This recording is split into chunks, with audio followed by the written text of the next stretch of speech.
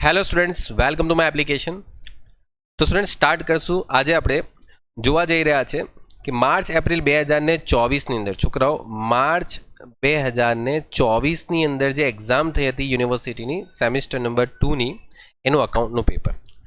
છોકરાઓ પેપરની અંદર જે આ દાખલો છે ને એ બહુ જ સારો છે. દાખલાની અંદર તમને છે ને આડતમાલ અને રાસ બંનેનો સંયુક્ત દાખલો આપેલો છે. શું કહું છું? આડતમાલ અને રાસનો બંનેનો સંયુક્ત દાખલો. ઓકે, તો છોકરાઓ જો વાંચો કે 1/7/2022ના રોજ શ્યામ અને સુંદર ગોપીને આડત પર માલ મોકલવા એક સંયુક્ત સાહસમાં જોડાયા. ઘણા સ્ટુડન્ટને અહીંયા જ કન્ફ્યુઝન થાય, સર આ શું છે? સંયુક્ત સાહસ પણ આપી દીધું છે, પછી અહીંયા આડત પર માલ મોકલો એટલે છે શું? છોકરાઓ આડત માલ અને સંયુક્ત સાહસ એટલે કે રાસના હિસાબો બંનેનો ભેગો દાખલો છે. જો છોકરાઓ શ્યામ અને એક બીજો કોણ છે? સુંદર. આ બંને છે ને, આ બંને એક સંયુક્ત સાહસ બનાવે છે, એટલે કે રાસના ધંધામાં જોડાય છે. ને આ લોકો શું કરે છે કે એક આડતિયાને પણ રાખે છે ને એ આડતિયાને શું કહે છે? આડતિયાનું નામ છે ગોપી. ગોપીને શું કહે છે કે ભાઈ જો અમે તમને છે ને માલ મોકલીએ છીએ, તમે વસ્તુ વેચીને આપજો. બસ દાખલો આવો છે. એટલે અત્યાર સુધી દાખલો શું હતો? સંયુક્ત સાહસનો દાખલો હતો. તો શું હોય છે કે આ બંને ભાગીદારો જે છે એ સંયુક્ત સાહસમાં જોડાઈને બંને ભાગીદાર જ વસ્તુનું વેચાણ કરતા હતા. ઓકે, જ્યારે અત્યારે જે દાખલો તેમાં શું છે? આ બે ભાગીદારો સંયુક્ત સાહસ તો કર્યું જ છે, પરંતુ આ બે ભાગીદારોએ મળીને જે સામાન છે એ ગોપીને વેચવા માટે મોકલે છે આડત પર. એટલે આડત માલ પણ આમાં આવી ગયો. ઓકે, અને જે બંને ભાગીદારો જે નફા નુકસાનનું પ્રમાણ વહેંચશે એ તમને 3/2 આપેલું છે. હવે શ્યામ જે છે એ 80,000નો માલ પોતાના સ્ટોકમાંથી મૂળ કિંમતે અને 40,000નો માલ 10% વેપારી વટાવે બજારમાંથી ખરીદીને ગોપીને વેચવા માટે મોકલ્યો. ઓકે, ધ્યાન આપજો. અને તેમને મોકલતી વખતે નૂરના ખર્ચા પણ થાય છે. ઓકે, વાંધો નહીં. છોકરાઓ પહેલાં તો એ ચેક કરી લો આપણે દાખલામાં કરવાનું શું છે. તો જો સંયુક્ત સાહસના પરસ્પર હિસાબો ચૂકતે કરી દીધા એવું લખ્યું છે. અને શ્યામના ચોપડે આપણે ખાતા તૈયાર કરવાના છે. એટલે આપણે છે ને ખાલી આ શ્યામ છે એ શ્યામના ચોપડે બધા ખાતા તૈયાર કરવાના છે. કયા કયા ખાતા? રાસ ખાતા, સુંદર ખાતું અને ગોપીનું ખાતું. આ ગોપી કોણ છે? તો આડતીઓ છે. ઓકે છોકરાઓ, આડતીઓ છે. એટલે છોકરાઓ ધ્યાન આપજો. આપણે અહીંયા છે ને લખીએ કોના ચોપડે? તો શ્યામના ચોપડે. ઓકે, અહીંયા લખશું શ્યામના ચોપડે. શું આવશે? રાસ ખાતું, ઉધાર અને જમા. ત્યાર પછી કોનું ખાતું આવશે? સંયુક્ત સાહસમાં શ્યામ સાથે કોણ જોડાયેલું? શ્યામ સાથે સુંદર જોડાય તો સુંદરનું ખાતું, સુંદર ખાતું. ઓકે, અને ગોપી ખાતું. ઓકે, અને ગોપી કોણ છે? આડતીઓ છે. Okay done. ચલો આગળ વધીએ. તો નેક્સ્ટ ટોપિક તમને હવે દાખલામાં વાંચવાનું છે કે આપણે શું લખ્યું છે. તો પહેલો પોઈન્ટમાં એમ લખ્યું છે કે શ્યામ જે છે એટલે કે જેના ચોપડે આપણે નોંધો લખીએ છીએ, બરાબર, ખાતાઓ બનાવીએ છીએ, એ પોતાના સ્ટોકમાંથી પહેલાં તો 80,000ની વસ્તુ મોકલે છે અને બીજી 40,000ની વસ્તુ એ બજારમાંથી ખરીદીને ગોપીને વેચવા માટે મોકલે છે. ઓકે, સમજાયું? એટલે પહેલાં તો છોકરાઓ દાખલામાં અને બીજા નૂરનો પણ ખર્ચો ચૂકવે છે 4,000નો. એટલે પહેલાં તો દાખલામાં છોકરાઓ આપણે શ્યામ જે છે ને, તો છોકરાઓ જો શ્યામ જે છે ને એ પોતાના ધંધામાંથી સામાન લઈને આવે ને, શ્યામ પોતાના ધંધામાંથી સામાન લઈને આવે છે કેટલો? 80,000. તો અહીંયા લખશું વેચાણ ખાતે, કારણ કે શ્યામ માટે તો વેચાણ જ થયેલું કહેવાય. શ્યામે રાસને શું કર્યું છે? પોતાના ધંધામાંથી માલ સામાન આપ્યો છે. એટલે વેચાણ ખાતે અહીંયા લખાશે અને અહીંયા લખાશે માલ સામગ્રી. ઓકે, ધ્યાન રાખજો. ઘણા સ્ટુડન્ટ્સ અહીંયા ભૂલ કરે છે. અને શ્યામ પોતાના ધંધામાંથી જે સામાન લાવે છે એ તો લખો, પણ શ્યામ જે છે ને એ ખરીદીને જે વસ્તુ લાવે છે ને એ બેંક ખાતે આવશે. બેંક ખાતે શું આવશે? અહીંયા માલ સામગ્રી. તો એ જે ખરીદીને લાવે છે ને એ 40,000ની વસ્તુ 10%ના વટાવે લાવે છે, એટલે 36,000 રૂપિયા તમારે અહીંયા લખવા. ઉપરથી એ 2,000નો ખર્ચો પણ કરે છે, એટલે અહીંયા લખશું બેંક ખાતે ખર્ચના. ડન. ચલો ત્યાર પછી તમારી પાસે બીજું શું છે, તો જો અહીંયા વાંચો સેકન્ડ પોઈન્ટમાં. હવે સુંદર જે છે એ 60,000નો સામાન 10%ના વેપારી વટાવે લઈને પછી કોને મોકલે છે? ગોપી. ગોપી કોણ છે? આડતિયો. આડતિયાને વેચવા માટે બધું મોકલી આપે છે અને 2,000નો ખર્ચો પણ કરે છે. તો આ જે છે ને એ ગોપી કરે છે અને ગોપી ખરીદીને મોકલે છે, એટલે છોકરાઓ અહીંયા લખશું ગોપી ખાતે, સોરી ગોપીની સુંદર કરીએ છે ને, સોરી સુંદર ખાતે આવશે. સુંદર ખાતે ગોપીને મોકલે છે. માલ સામગ્રી કેટલી આવશે? 60,000ની વસ્તુ 10%ના વટાવે ખરીદી છે અને પછી 54,000ના ભાવે ખરીદીને ગોપીને મોકલે છે. અને સુંદર ખાતે શું આવે છે? ખર્ચ. કેટલો ખર્ચ થાય છે? સુંદરે કેટલો ખર્ચ કર્યો? તો છોકરાઓ સુંદરે બી લગભગ પાછો 2,000નો જ ખર્ચો કર્યો છે. ઓકે, ચલો હવે આ જે છે એ સુંદરને 54,000ના ભાવે અહીંયા જમા આપી દેશું.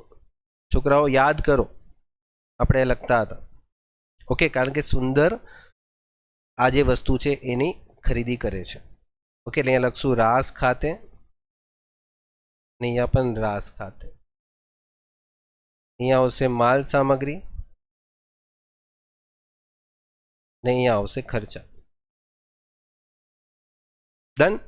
ચલો ત્યાર પછી છોકરાઓ દાખલામાં તમને શું કીધેલું છે, તો જો પેલો જે ગોપી હતો આડતિયો, ઓકે, એ આડતિયાએ નીચે મુજબની માહિતી આપેલી છે કે આડતિયાએ શું કીધું? તેને બધો જ માલ વેચી દીધો. જો બહુ જ સારું વસ્તુ કર્યું. બધો જ માલ વેચે ને તો છોકરાઓ આપણા માટે સારું થઈ જાય, કારણ કે બધો જ માલ વેચાઈ જાય તો આપણને શું થશે કે કોઈ છેવટનો સ્ટોક બચશે જ નહીં. ઓકે, અને તેણે ખર્ચો પણ ચૂકવો છે. તો પહેલા ગોપીએ બધો જ સામાન વેચ્યો છે, તો ગોપી જો બધો સામાન વેચી દે તો આપણને તો પૈસા મળશે ગોપી પાસેથી. ઓકે, તો અહીંયા લખશું ગોપી ખાતે. એ આપણા આડત માલના ખાતા, મતલબ આડત માલના ધંધામાં જે આ લોકો બે ભાગીદારો ભેગા થઈને જે ધંધો કરે છે તેમનું વેચાણ થયું કહેવાય. બધો જ સામાન વેચી દીધો અને ગોપી હોશિયાર માણસ હતો, બધો સામાન વેચી આપ્યો. ઓકે, એટલે ગોપીના ખાતામાં જઈને ઉધાર પણ કરી દેવાનું. રાસ ખાતે શું આવશે? વેચાણ. પરંતુ ગોપીએ 2,000નો ખર્ચો પણ કરેલો, તો એ 2,000નો ખર્ચો આપણે રાસના ખાતામાં શું કરવાનું છે? ઉધાર. અહીંયા લખશું ગોપી ખાતે ખર્ચ. એટલે આ 2,000નો ખર્ચો આપણે ગોપીના ખાતામાં પાછો જમા કરી દેશું. શું આવશે? રાસ ખાતે ખર્ચ. ઓકે, ચાલો ત્યાર પછી દાખલામાં તમને બીજું શું આપેલું છે? હવે જો તેણે 1,40,000ની હુંડી સ્વીકારીને શ્યામને મોકલી આપી. કોણે? ગોપીએ. છોકરાઓ ગોપી જે છે ને એ શું કરશે કે આ બે ભાગીદાર છે ને, ગોપી શું કરશે? આ બે ભાગીદારને કોઈ પણ એક ભાગીદારને શું કરશે? એક લેણી હુંડી મોકલી આપે છે, જેને આપણે લેણી હુંડી કહેવાય. આ બે ભાગીદારો માટે તો લેણી હુંડી જ કહેવાશે. કોને મોકલે છે? બેમાંથી કોઈ એકને મોકલશે. શ્યામને મોકલશે ક્યાં તો સુંદરને. તો શ્યામને મોકલે છે તો વાંધો નહીં, શ્યામ માટે શું થઈ જશે? લેણી હુંડી થઈ જશે. Okay, done. શ્યામ માટે શું થઈ જશે? લેણી હુંડી થઈ જશે. તો શ્યામ પોતાના ચોપડામાં 1,40,000ની હુંડી લખશે, પણ કોની પાસેથી હુંડી મળે છે? તો ગોપી પાસેથી મળે છે, એટલે ગોપીના ખાતામાં જમા આવશે 1,40,000. લખશું અહીંયા લેણી હુંડી ખાતે. અને આ બીજી એન્ટ્રી તમારે લેણી હુંડી ખાતું બનાવે ને તો એમાં જાય છોકરાઓ. બીજી એન્ટ્રી લેણી હુંડીના ખાતામાં જાય. અને આ લેણી હુંડી જે છે એ વટાવી, જો 3,000ના વટાવથી વટાવી દીધી જો શ્યામે. એટલે શ્યામે આ લેણી હુંડીના પૈસા તાત્કાલિક બેંકમાં જઈને વટાવી દીધી. એટલે જે વટાવ છે એ તમે પાછો અહીંયા શું કરશો? લખશો.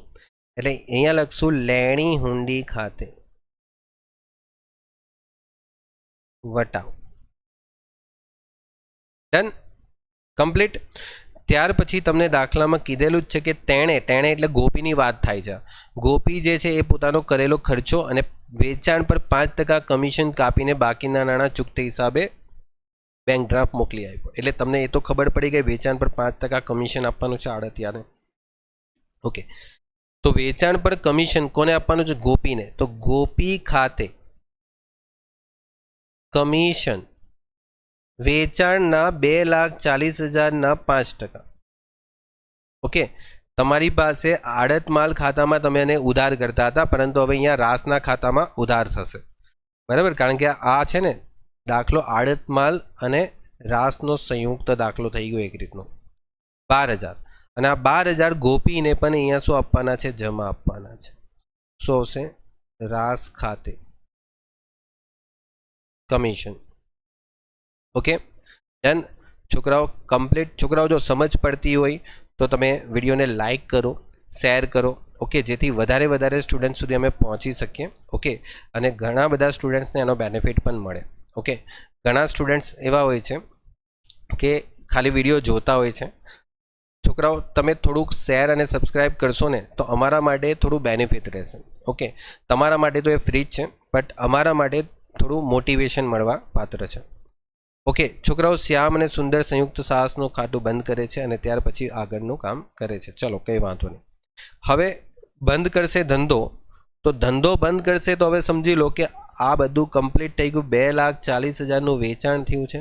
નફો કેટલો થાય છે? 2,40,000માંથી 240માંથી 80, 36, 2,000, 54,000, 2,000, 3,000 અને 12,000. ઓકે, એટલે 49,000 રૂપીસ છોકરાઓ તમારા માઇનસ થાય છે. ઓકે, એક સેકન્ડ છોકરાઓ, આપણી થોડીક કંઈ મિસ્ટેક થાય છે. હા છોકરાઓ, જે અહીંયા શ્યામે ખર્ચો કરેલો એ 4,000 છે, તો બાય મિસ્ટેકલી આપણે એનાથી 2,000 લખાઈ ગયું છે. ઓકે, તો વાંધો નહીં, આપણે એને કરેક્શન કરીને 4,000 કરી દઈએ. 4,000નો ખર્ચો આપણે અહીંયા કરેલો છે. ઓકે, વાંધો નહીં, કરેક્શન થઈ ગયું. તો છોકરાઓ તમારી પાસે 47,000નો શું આવે છે? રાસના ખાતાનો નફો આવશે. ઓકે, હવે આ 47,000 જે નફો આવશે એ નફાને 3:2ના પ્રમાણમાં વહેંચવાનું છે. એટલે નફા નુકસાન ખાતે, કારણ કે જે શ્યામનો ભાગ છે ને એ શ્યામના ચોપડે છે. જો આપણે શ્યામના ચોપડે હિસાબો લખીએ છીએ, એટલે શ્યામનો ભાગ છે એ શ્યામ પોતાના નફા નુકસાન ખાતે લઈ જશે, અને જે પેલા સુંદરનો ભાગ છે એ સુંદરને પોતાનો ભાગ આપી દેશે 3:2ના પ્રમાણમાં. એટલે 3/5 અને 2/5, એટલે 47,000 ભાગ્યા 5 ગુણ્યા 3, એટલે 28,200 અને ઇન્ટુ સમજો 47,000 ઇન્ટુ 2 ભાગ્યા 5 કરશે તો 18,800 આવશે. અને આ બંને રકમમાં જે આ રકમ છે ને એ કોના ખાતા ચાલ્યા જશે? અહીંયા 18,800. છોકરાઓ, તમને આ જે પીડીએફ જોઈતી હોય તો તમે અમારા ટેલિગ્રામ ચેનલ પર જોઈન કરી શકો છો. તમને ત્યાંથી પીડીએફ પણ મળી જશે અમારી. ઓકે, અહીંયા શું આવશે? રાસ ખાતે શું કહેવાશે? નફો. ડન. અને આ જે નફો છે છોકરાઓ, આ જે નફો છે, ઓકે ઓકે, અહીંયા જે ટોટલ આવશે 74,800. ઓકે, તો એ 74,800 આપણે લખશું બેંક ખાતે.